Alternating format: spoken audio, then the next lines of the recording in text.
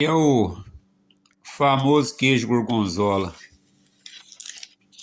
Ele é muito apreciado por aí, né? Muito bom.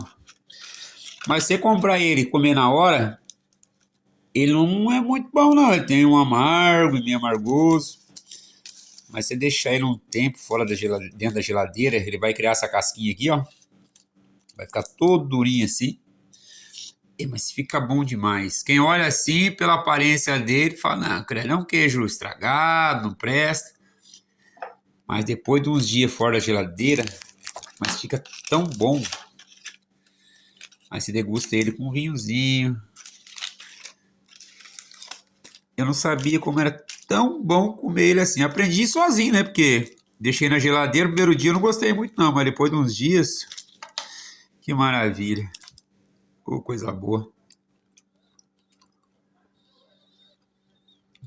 Bom demais.